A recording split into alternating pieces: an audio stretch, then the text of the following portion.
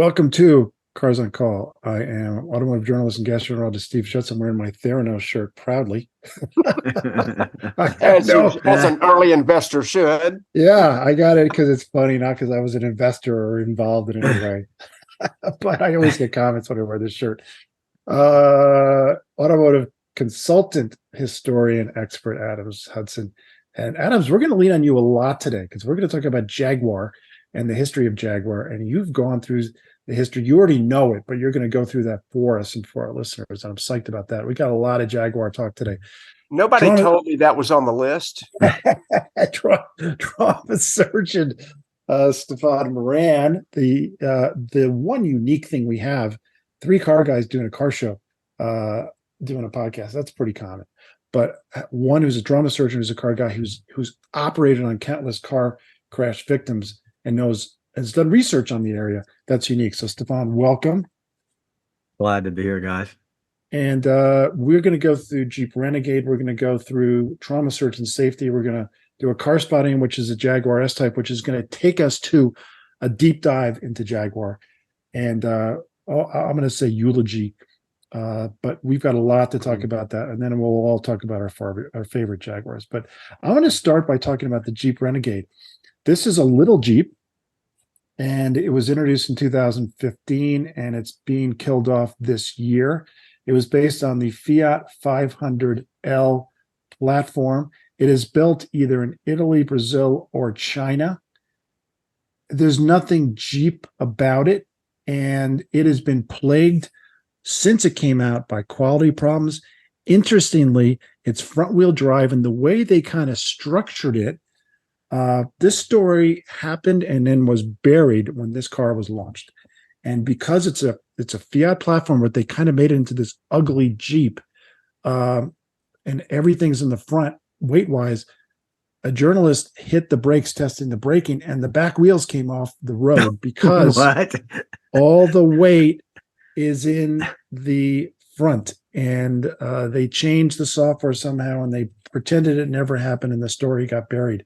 True story. This car was snake bit from the beginning. It was a cynical car. It was never a Jeep, and it was part of Stellantis, back then Fiat Chrysler's plan to have Jeep go all over the world. And you could argue it's not terrible looking. You cannot argue that it looks like a Jeep. And this is a car, it should have never been introduced. And the term TOBAS comes to mind. Take out back and shoot. And that's my word for this Jeep Renegade. I'm not going to miss it. So there you go, guys. What do you think? I'm not going to miss it. I would turn my head about every time I saw one. And so, Steve, you're saying that this was their attempt to go global, and you're telling us that a vehicle that is built in Italy, Brazil, and China is of low quality. Because I'm not really, I can't really grasp that. You know, it is the non-Jeep of Jeeps. It should have never worn the nameplate or the badge, and I'm not going to miss it either. It was a travesty to a very, very good American name. And when you think about a Jeep, you think about the American flag, and that is not something to not be proud of nor flaunt. Well, I think what this shows once again in terms of companies going global and platform sharing. You used to have Ford Europe, Ford US. Each country manufacturer has its core essence, its core values, what it produces, what it makes for the public that it serves.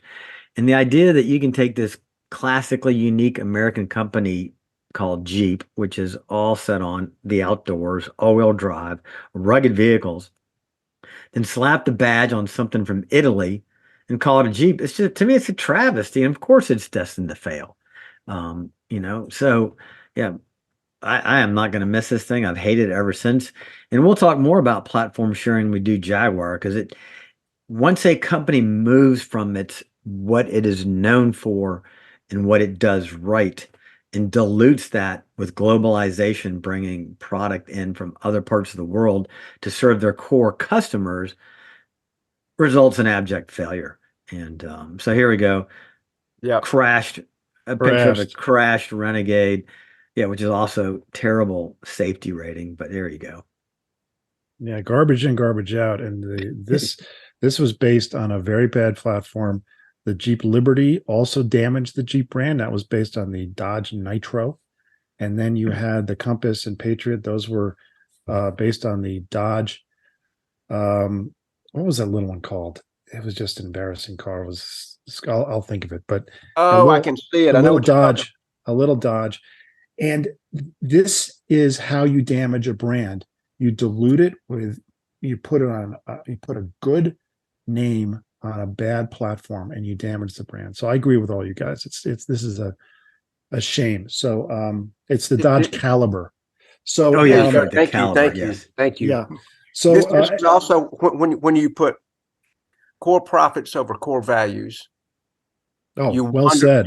you wander away from the original cause, and nobody's fooled, or they might be fooled short term, but they're not fooled for long.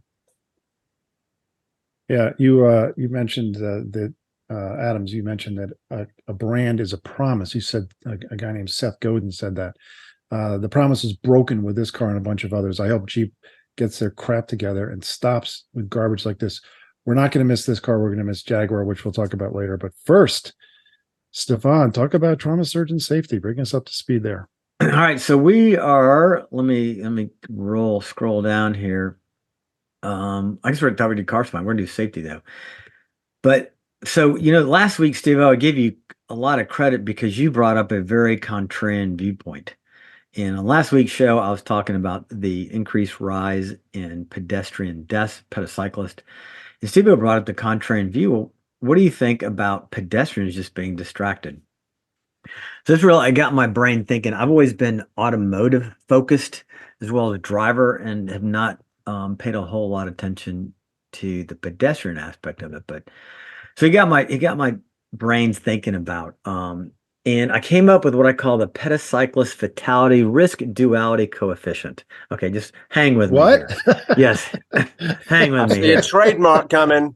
So basically what we have seen is kind of like, so coefficient is something you apply to an equation that either deflates it or inflates it. Kind of like friction, traction. So we have seen this marked rise in pede-cyclist deaths by 77% in the last from 2010 to 2021, and started looking at it. And so it's really multifactorial, but my coefficient is d squared times a squared. So what that is distraction of the driver, distraction of the pedestrian, times aggressivity of the driver and aggressivity of the vehicle. So it's d squared times a squared. So what we've seen is that drivers are more distracted, pedestrians are more distracted, vehicles are becoming more aggressive, as well as we've seen a change in driver behavior. So a study by carinsurance.org, they asked drivers about what they thought about pedestrians and kind of try to get an idea from a driver's perspective, are pedestrians equally as distracted? And they said the number one behavior that they saw was distracted pedestrians, that they were looking at their phones while they're walking. And they said 76% of the drivers saw pedestrians that were on their phones at intersections, crossing streets.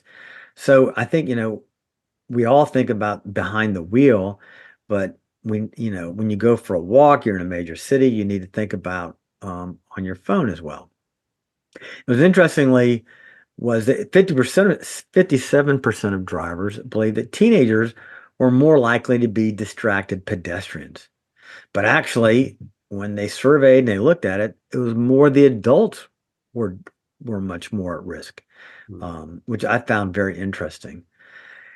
And then they looked at statistics in terms of fatal scenarios.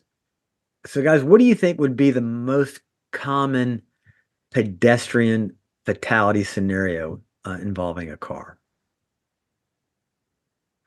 Would it be a right-hand turn, a left-hand turn, or would it be a straight road with a cross section, with a pedestrian crossing? This may not have made the survey, but my own locale, we are in a sort of a vacation sort of area, And I'll tell you where I have the hardest problem is my headlights illuminating the road, but there's not street lights illuminating the pedestrians.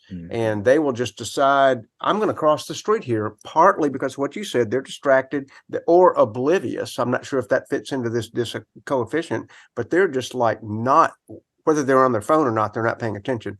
So I'm going to just say lighting and an assumption of right of way. I would say, yeah, I'd say kind of the same thing. Darting across the road, not at a crosswalk, is my guess. So yeah, 47% of roadway deaths with pedestrians were the vehicles going straight and the pedestrians crossing a straight road.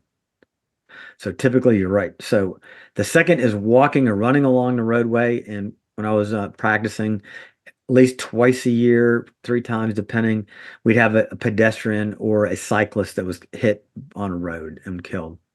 And third was unusual circumstances. So, you know, what we've seen with this marked increase in pede-cyclist deaths is I really believe it's what I call a distraction duality. So we have moving vehicles with drivers that are distracted. All the new LCD screens in the vehicles, they've taken the knobs away. You know, you're constantly fiddling with the screen to try to just get your thermostat changed. Then you've got pedestrians at the same time who aren't paying attention because they're on their phone, so they're distracted. So we have this distraction duality going on, and I think this has caused, you know, a logarithmic increase in deaths in pedestrians. And then I add on that the duality of aggressivity, and aggressivity is how, like, if you have an F-150 versus a Ford Focus, the F-150 is much more aggressive towards the Focus. Same thing with pedestrians. Would you rather be hit by a Honda Fit or an F-350 with a Carolina Squat jacked up? Okay, so that's vehicle aggressivity.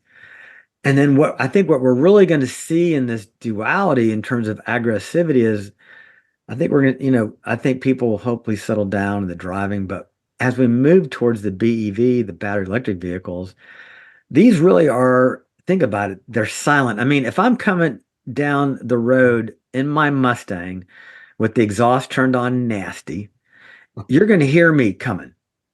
Now, I could be coming down the road in a Tesla, and you hear absolutely nothing. Because the only noise that vehicles make is with the tire on the road, and then depending on the speed, the air going around the vehicle. But so these BEVs really are going to be, in terms of the duality of aggressivity, we're going to see an increased shift in aggressivity. And these really are, you know, these BEVs are the silent heavyweight killers. Think about it. They're like a mute Mike Tyson going down the road. I mean, just ready to take your head off. And you can't hear him coming. It's a blind punch. It's a sucker punch. So, yeah, so that is I know it's a lot of words, but that is the pede-cyclist fatality race duality coefficient. D squared times A squared. I hope you are about to publish an article about that, and I'm not kidding. I mean, no, I take some jabs every now and then, but I'm telling you, I feel like that's probably a coming wave of research-worthy statistics, because it's coming. I never really thought until this moment about how the silence of the BEV plus the weight of the BEV that is going to add to this like lethal spearhead of power. And nobody's looking at that. Everybody looks at them like the savior, like we've sort of half joked about on this show, and this is not a joking matter. But the fact that it's quiet and heavy are two things that really add to its lethalness. Yes, yeah, exactly. It's aggressivity. You know, they don't stop as fast, and they put bigger brakes on them. But you know, still, you can't overcome the laws of physics. Momentum equals mass times velocity. You know, and when mass is, when the thing weighs twice as much as another vehicle or 3,000 pounds more, that energy has to be dispersed. And until we do more to change the front end of these vehicles, I mean, you get hit by a car, it's a bad deal anyway. But you know, I've been hit by a car twice, and each time I went up over the hood, it wasn't a big deal. But you can imagine if I'd have been hit by a Suburban or an F-350, you take that completely broadside and there's no dissipation of energy. You take all that kinetic energy in one fell swoop, and what we call is the change in velocity. We call it the delta V. So you're basically, if you're walking across the road and get hit by a Suburban doing 30, you're going to go 0 to 30 in the wrong direction. If you get hit by an Accord doing 30, you're going to fly up over the hood, roll over the hood off the back of the car. You're going to have a much prolonged time to absorb that amount of energy. That's what we call the change in velocity. So I think this duality of aggressivity and is going to just keep going up. And I think until we see some major changes on funnel requirements for vehicles, as a pedestrian, just put your phone in your pocket, take your earbuds out, and just be careful. But we always had people crossing a 4-lane road at 2 a.m. It just doesn't end well. Yeah, to Adam's point, the Tesla I think is actually not bad. I actually drove a Rivian and SUV last night, and that combines the worst. The Hummer is the Antichrist. That's the worst, but no one's buying them. People are buying Rivians. Yes. That has a huge frontal area and a lot of weight. And then it's very stealthy with the sound. So it combines the worst of all the worlds as far as pede-cyclist safety. Yes. And I think one more thing that cannot go without highlighting is Steve often introduces this show as the only podcast that has a trauma surgeon safety expert on the show. Now we can say we're the only podcast that has a trauma surgeon safety expert who's been hit by 2 automobiles. Goodness, man, I did not know that. I didn't know that either. And I've been hit twice. I know more than I want to know, and I didn't know that. I was on a go-kart and got run over one time too. I wasn't counting that, but no. Oh my But gosh. I went back to last week's podcast. I learned when I talked about the Porsche driving experience was active vision. So active vision, and we need to add active hearing to that as well and listen. But your vision is distracted when you have the phone and you're walking, or you're going on your bicycle or your scooter or your e-bike, whatever and you got your headphones blasting in your ears. No. You have to have all your sensory input open and wide open so you can appreciate the environment that you're in and be prepared to make a change if something's coming your way. Well, and quickly, I know Steve is probably anxious to move on, but this is such an incredible point because today I made a 3-hour drive back from a doctor's appointment with my daughter. That was a combination of 2-lane highway, 4-lane highway, and interstate. There were exactly 4 traffic lights on my entire trip. Guess how many times I had to tap the horn, waiting politely for the 3-second count at those lights. 3 out of the 4 times. 3 out of 4. Yeah, 3 out of 4 times because they were on their phones. Yep, they're on their phones, and we love our modern conveniences, but when we came through an era where you actually had to do things to drive your automobile. Now we've got lights that turn on for themselves, wipers that turn on for themselves, braking that self-activates. You've got lane warning sounds that go off. It's numbing us into who cares? The car's half doing it. Why am I paying attention? And that's what's happening. I feel like we're dumbing down and numbing down the entire driving experience. Put those hands at 9 and 3 and enjoy the drive and act like you're hitting an apex and just think about, being a performance driver with your hands at 9 and 3 and your phone stays in your pocket. Amen. Yeah, Amen. Absolutely. All right, we're going to go to car spotting, which ties into our last topic. And this is not a coincidence because I saw this car and I'm like, I know Adams is going to have a lot of thoughts about this car, and Stephan is going to have a lot of thoughts about this car, and I have a lot of thoughts about this car. This is the 2002 Jaguar S-type, and this is a car that was produced from 1999 until 2007. It was on the Lincoln LS platform. So this is when Jaguar was owned by Ford. They're now owned by Tata, which is a Indian company, but they're basically irrelevant. It doesn't matter. We'll get to that later. the Lincoln LS platform was basically an evolution of the Ford Mustang platform, the new platform, which came out in 1994. And this car was, I didn't realize this. There was a Gen 1 S-type from 1963 to 1968. But this car was retro and it failed in the marketplace. And it bums me out when I see it. That's all I have to say. This car, it looks like a bad Ford Taurus redo. Remember when the rounded Ford Taurus came out with all the rounds and the ovals? This thing is that same thing. It's like the SC300 Lexus of 93 that was this like designed by putting balloons and molding it so it's round and curves and but once again it's platform sharing that just didn't work well and it's awful. So and you know I drove a couple of these and they were fine to drive. They drove fine. They were very limited in trunk space, very limited in interior space. I've talked about this before. There's cars that are designed from the inside out and cars that are designed from the outside in. This was designed from the outside in. That means they had a design and they made the interior and trunk work. Cars that are outside that are inside out, they have a packaging and they make a car work around it. Big SUV like the Mercedes GLS or Suburban or something like that. You have got space and you make the car work. This was outside in. They had the design and they made the car work within the parameters of that platform. And I know Adams is about to launch, but Stephan, before you said something, this car was supposed to save Jaguar. You said something earlier. What did it do? Well, I think this car is what killed Jaguar, and that's the X-type. So I think it was the S-type, but anyway, go ahead.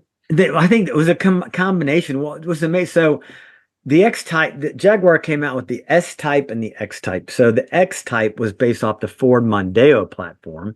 It was basically the baby entry version. And I remember when one of my partners showed up with one of these when I was at UAB as a trauma surgeon, and he was so proud of his red Jag with the tan interior. And I walked outside. I'm like, man, that's just a gussied up Ford. It's kind of like my sister-in-law with her ES300 thought she had something special. I said, no, that's just a gussied up Camry. And I haven't seen her since because of that comment. But the X-type, which is really amazing to me, what they really wanted with the X-type, I think with the S-type too, is they were chasing BMW. And with the X-type, they wanted something, a 3 Series. At the time, Jaguar had a guy by the name of Dr. Wolfgang Reitzel, who had formerly been with BMW, and he wanted Jag to take on a 3 Series. And this is what he got when Ford said, no, we're going to use the Mondeo platform.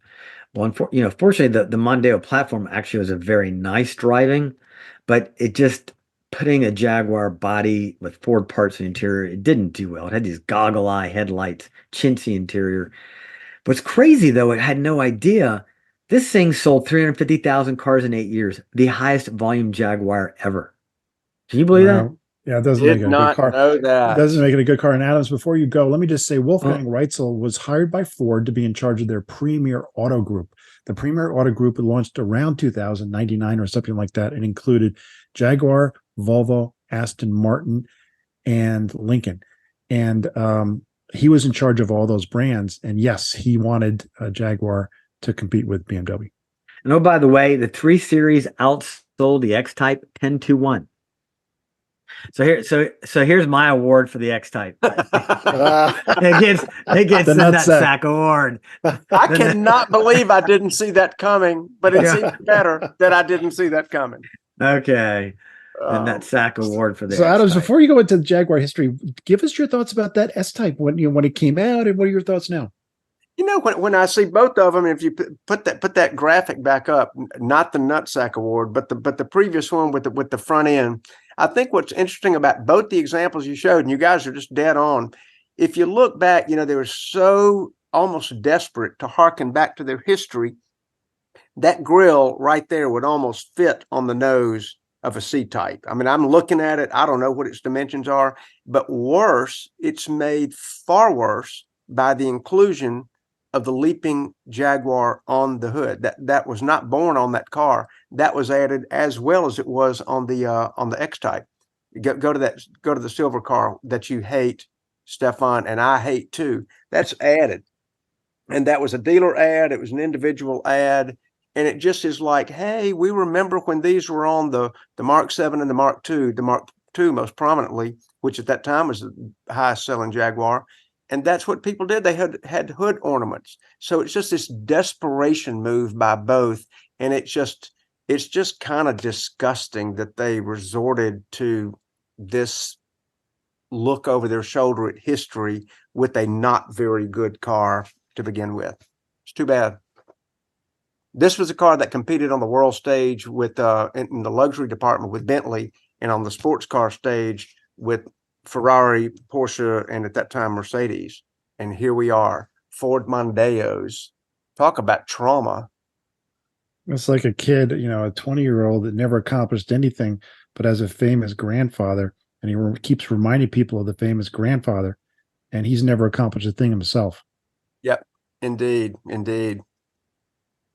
Well, that's like when you moved to Montgomery, Alabama, the first thing they ask you, now who was your grandmother?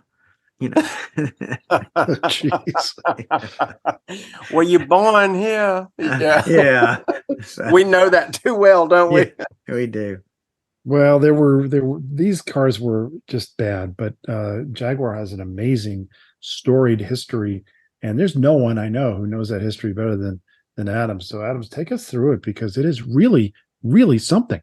You know, and I think it is something. I really do. And you know, to go through a brand of this worthiness as quickly as I'm about to run through it is not really doing it justice. But I mean, it was started by William Lyons back in the day at 22 years old. There he is. Thank you. Golly, nice first pick.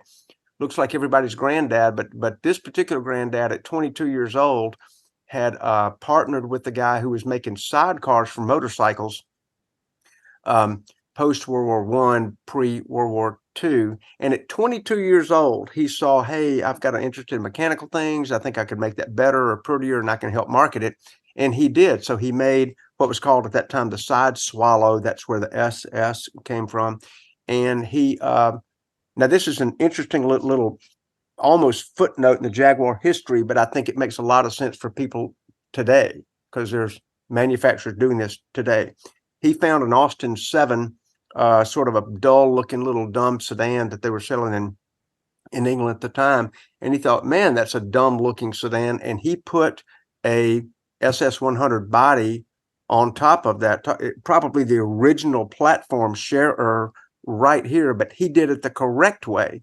And Steph, there may be a photo of an SS, but there it is. And he made Beautiful. it far more. Oh my gosh, he made it twice as elegant as the dumb little Austin 7. And he pumped up the power. He pumped up the brakes. He changed the suspension. He way refined the interior. So mainly what he was doing is trying to save a little cost, keep some jobs over at Austin going, which wasn't going to be for long, and makes this incredibly elegant car and sells the living fire out of them. And well, Adams, wasn't his mantra space, grace, and pace? Yes, sir. I'm glad you brought that out. That was his marketing. And this car Yeah. just that is it right there. When you That's see that it. car, that is it. Space, grace, and pace. It's just And you talk about gorgeous. What we would call a USP, a unique selling proposition, where you can sort of like summarize what your company does. If you can do it in 3 words, you've accomplished something. And he did. And he was a marketing genius. He was a styling genius. And he later comes out with a car called the XK120. And that particular car right there was produced almost immediately post-war. So let's think about this. 1948, he comes out with this car, and just look at that thing. You can tell it was styled in a wind tunnel. He wanted to do hideaway headlights, but the costs dictated to him would not allow. So he made these lovely nacelles that sort of went behind the headlights. He had hired at that time an aerodynamicist from the Royal Air Force, whose name I'm going to come up with in a moment. Do not tell me if you know it, but I'm going to come up with it. And he knew about cutting the wind and cheating the wind. This is an early car, you can tell because it's got the split windshield. But that car, the XK120, which has the XK motor, which I think I have a photo of as well, that was made out of aluminum because steel was at a premium post-war. So 1948, he comes out with this car, and that XK motor, that's in the 3.2 size, maybe 3.4 at that time, was a legend. It was super reliable. It was high revving. It was easy to keep. It had aluminum head, iron block, and I it's know just steel. Let me interrupt for a second. Steel, yeah. you said was at a premium, but they had a lot of aluminum. Well, but because the aircraft manufacturers had ramped up production to produce a whole lot of Okay, aluminum. got And it. so they were like pumping out aluminum. There was a lot of surplus aluminum at the time. So yes, there was a lot. And so the early XKs, the 120s, were lighter weight at the time, almost a cost savings and an availability. But of course, those are the ones that sell for a mondo premium now. And I can tell you, Adams, that looking at that engine, so we got a picture up of it's an inline six with dual overhead cams.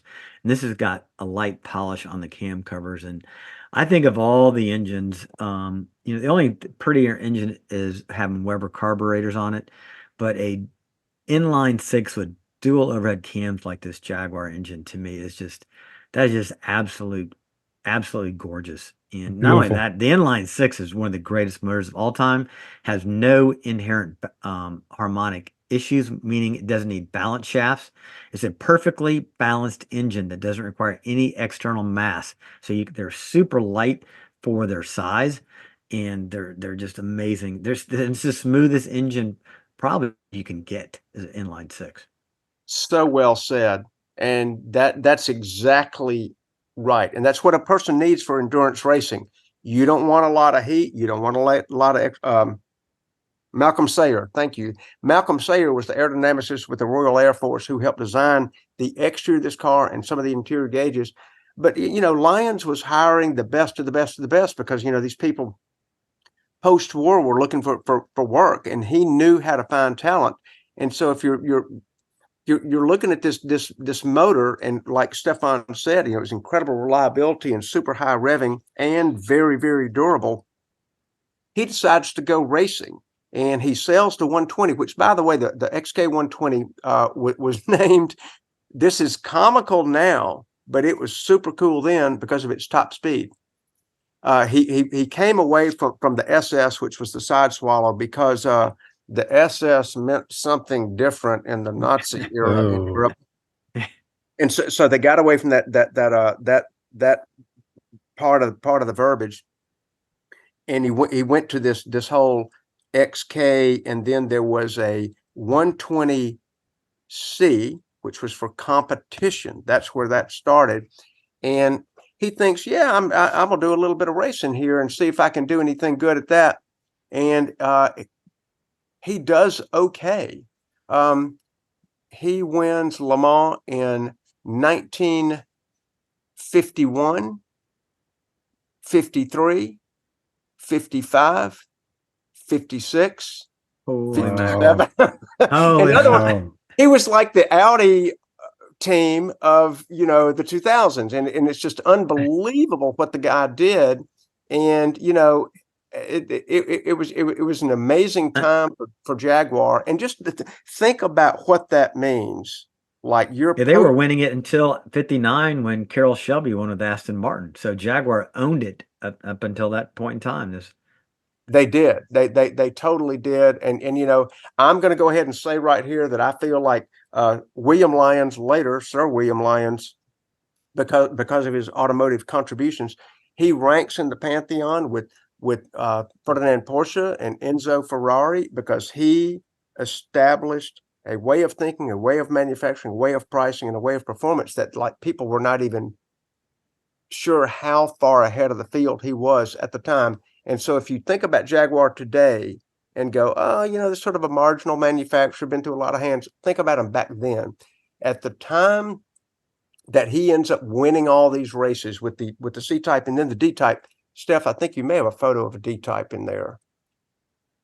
You talk Gorgeous. about Gorgeous aerodynamics. I mean, good Lord. This is when Sayer developed, and this is not in my notes, so I'm going a little bit afield. you can tell that car was designed by the wind.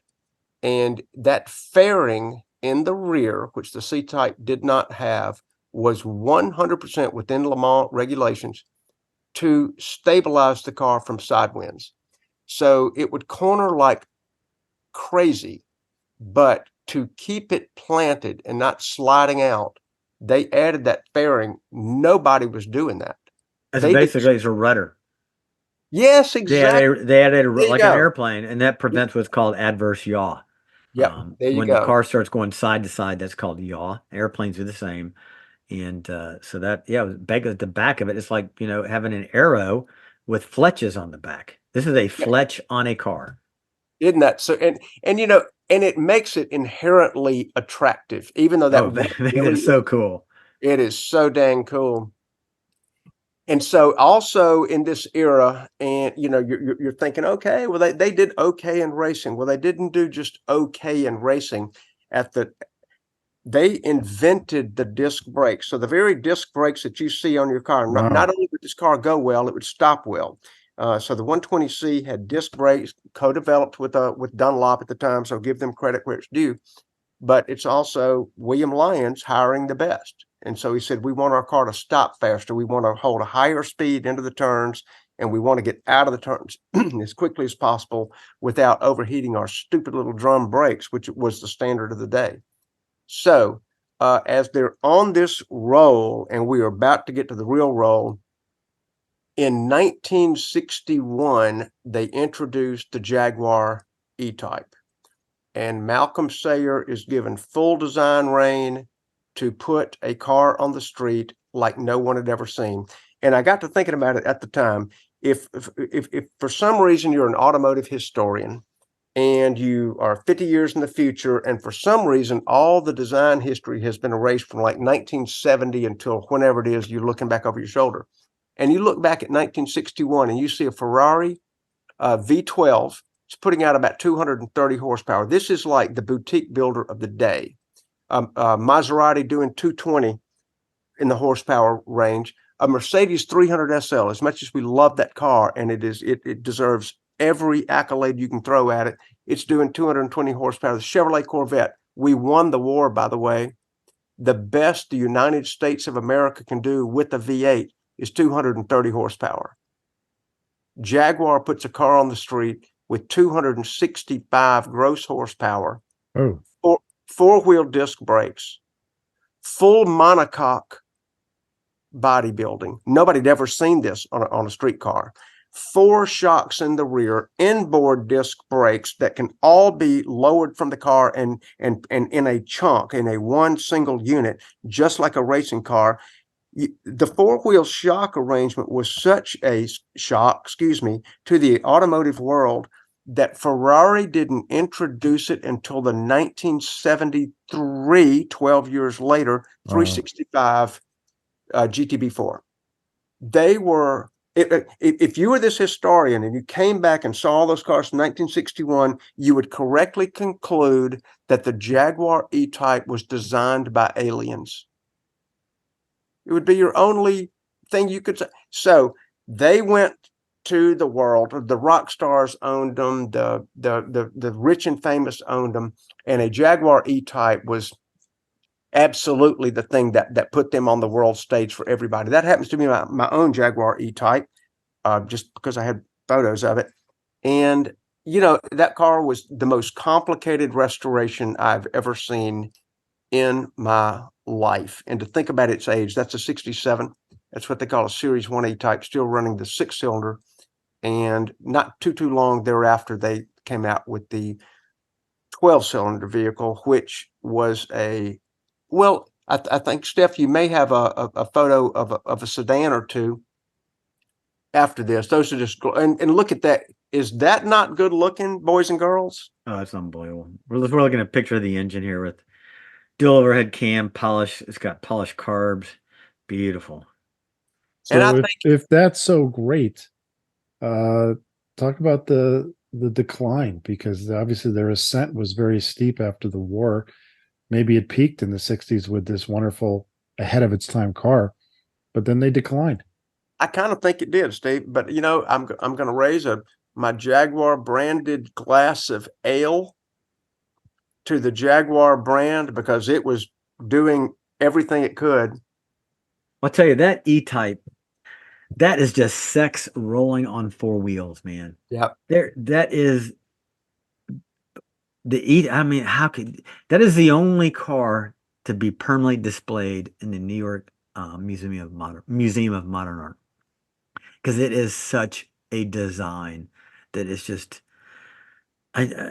this it's my favorite of all the Jags. I'm just going to give that up. It's just like the E-type is just. I remember the first time I saw one as a kid, and I was like, "What is that?" And it was like a spaceship. He said it was this thing from the future. It was Yep.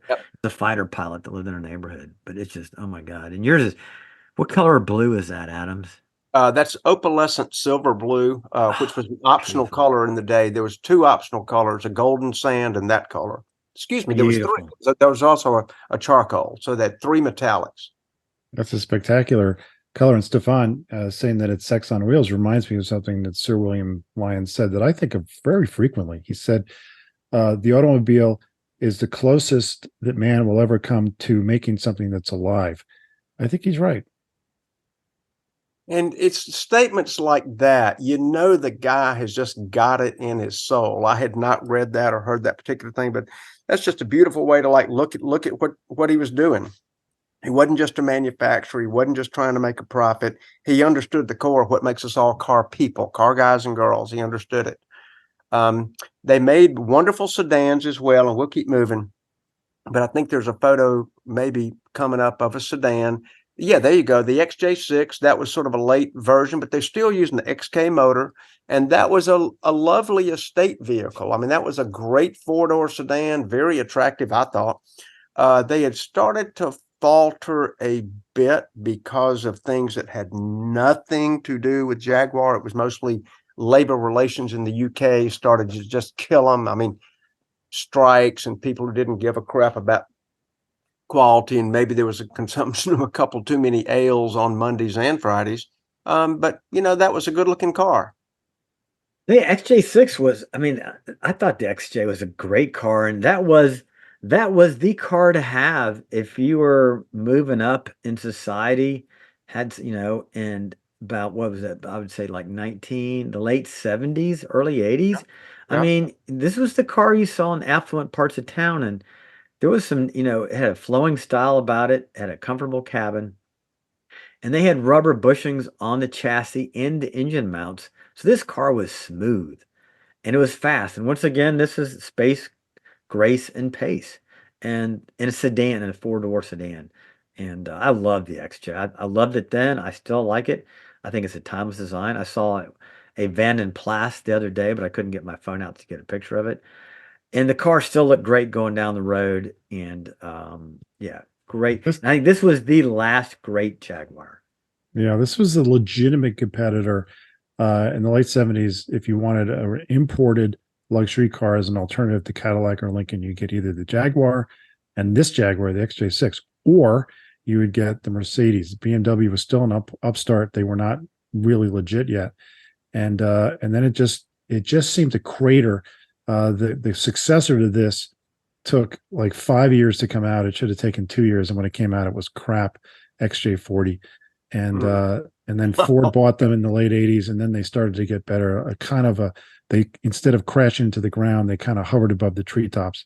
But they're really I think they're a zombie brand now. And before we move on to our favorite Jaguars, do you want to anything else to say before we wrap it up here, or is there more history that you want to get to? I've got the slightest addition. And Steph, did you have a comment about the XJ6?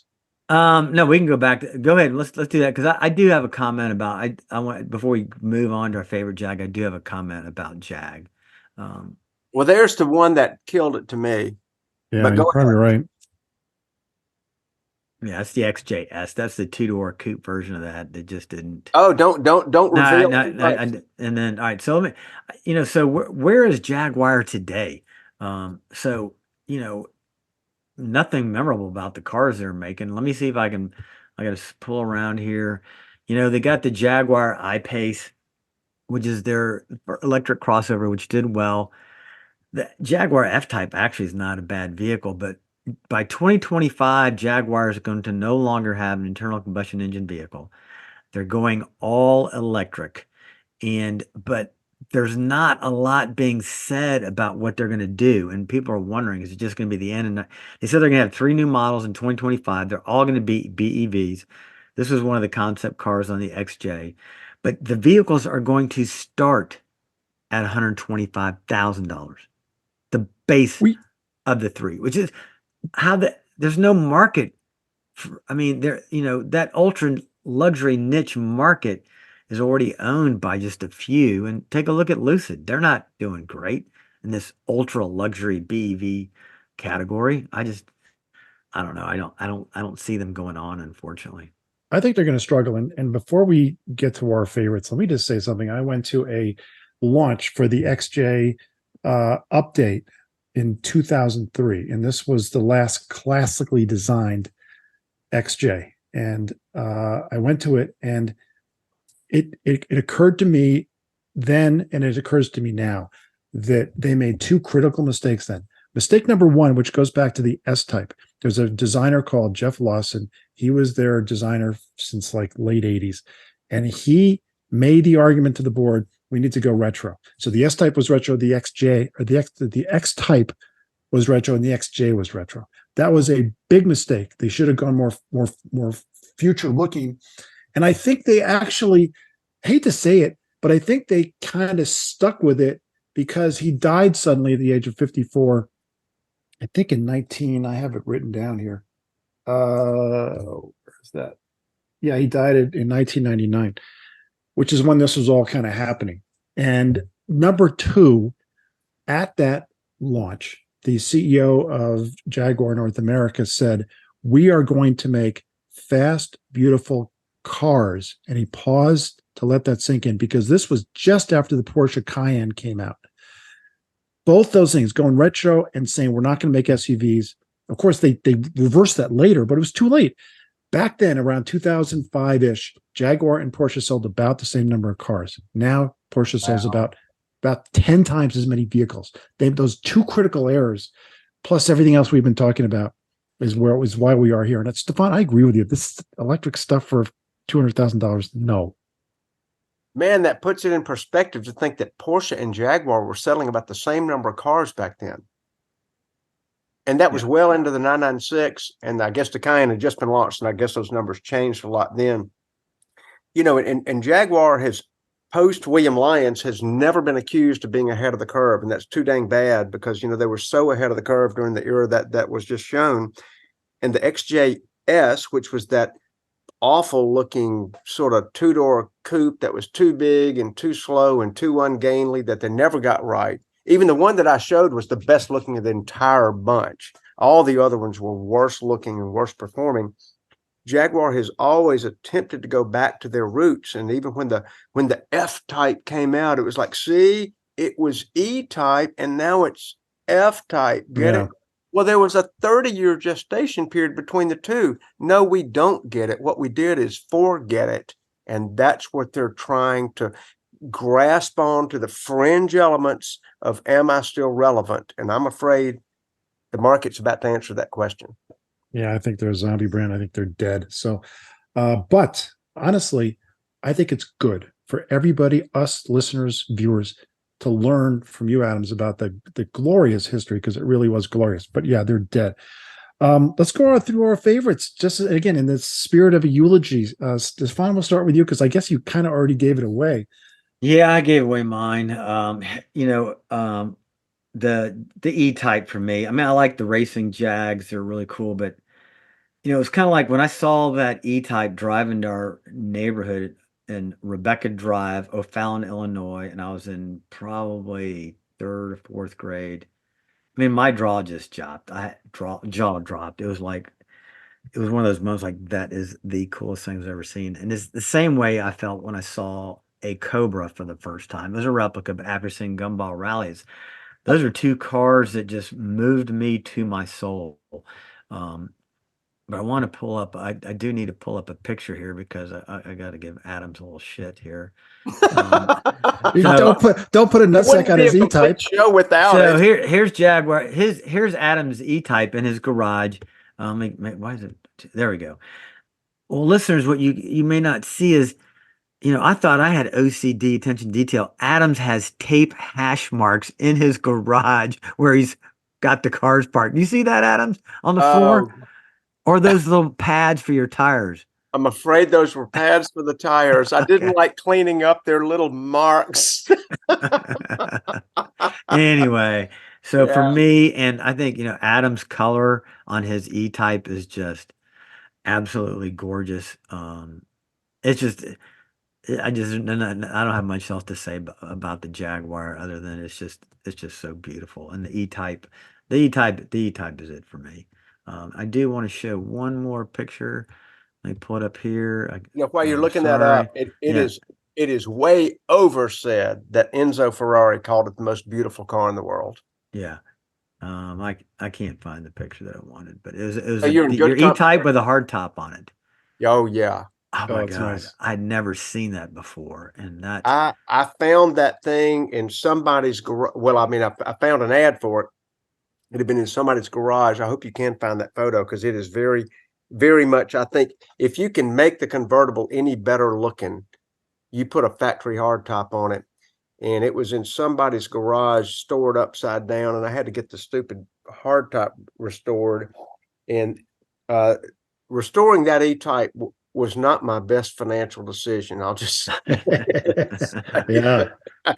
Well, It as was you're pulling it good. up, I'll say, because I want to end with Adam's favorite, because mine, who cares about mine? And mine's pretty quick anyway. It's the 19. Oh no, I got a glimpse of yours. It's Yours, so typically it's slightly off script, but man, does it fit. When I saw it, I thought, dang, that was a good pick. 2000 XJR. Ford had owned them for about 10 years. They fixed the quality problems. They cleaned up the design.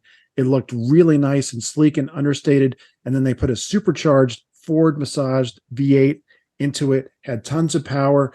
It had pace, grace, and whatever the third one was. It had space. It had it. And it was perfect. And they got it just right. And they had to take this and leap off from this and make it more forward looking and futuristic into the 2000s.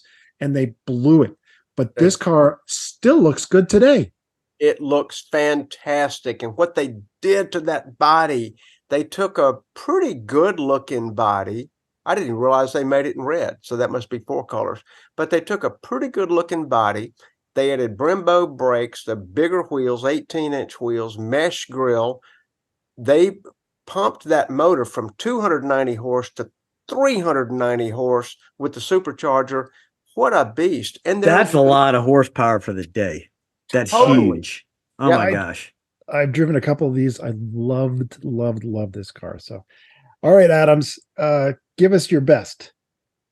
Okay. Well, Jaguar, when they were on their roll, when they were like had a ton of momentum behind them, they designed a car, and this is like a precursor to what's to come for Jaguar, the company, is that they had done the E-type. They were selling the fire out of those things. They were doing good. They said, let's go back to Le Mans, and they came out with the XJ13. And the XJ13, oh my God, we have a moment of silence. Going to have my British ale. I've never seen that before. I've never seen that car either. That was their you're Le not Mans. listeners, you need to look. If you're not watching this on YouTube, look up the XJ13. This thing is insane. I've never seen this car. That was Malcolm Sayers' last design for them. And by the way, the 61 E-type, went through various mutations and lasted until 74. But that car in 1961, to add to its spaciness, had a 0.032 drag coefficient, which, to put that in perspective, a 300 SL Mercedes had a 0.35. I mean, these things, knives in the wind. And this next shot shows that the very first exposed mid-engine. Oh, It was not the Ferrari 360, as everybody would like to think, of 1999. It was the XJ13 of 19. so describe for people listening, Adams, what we're looking at right now. This is just We are looking under the rear plexiglass, because this particular one's a race car, right behind the driver and passenger's head at the stacks of, those are SUs. They look like Webers, but they're, I think they're probably 175 SUs if I had to guess, but there's 6 of them on each side, oh my God. pointed at an angle, about a 35-degree angle. And it was an early version of fuel injection. And they're just right up under the glass, just looking like the next meal you would want to eat. And it's just unbelievable. The hips of this car are unbelievable. Its silhouette is unbelievable. A very long tail design. And when I mentioned that the XK120 was named so because of its top speed, there was a 140 and a 150 thereafter. This car was right in the middle, right before they had an XJ220, which would do 220 miles an hour on the Mulsanne straight clocked. This car was right in between. They came out with it, and Jaguar, this is the precursor, in their relative laziness, was too late sending this car into the FIA for qualification into that year's Le Mans.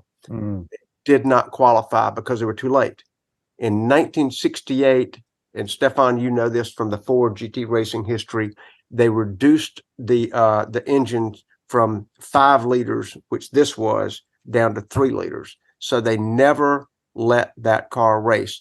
There were maybe 200 of them, under 200 of them made, that are out there in the wild, and there are replica builders for that car. And I just think it's fantastic. That is absolutely beautiful. And that engine underneath the plexiglass, I mean, on my Cobra, I'm putting an 8 stack in because that to me is the diamond on any vehicle is the downdraft carburetors. And that I've never heard of this Jaguar, but that rear view through the plexiglass where you see those 12 stacks just pointed up like that. Oh my God, that's car porn. That It is incredible. hard. It is porn. I mean, Yep. All right. Yeah, you win, Adams. The you win. 1968. Wait, I did find that 96 picture of the XJ13. E-type. Oh, good. I thought Yeah, I show had. that. Here it is. We Show got to that, show and then this. we'll wrap it up. Yep, we got to show there this it is. picture. There it is.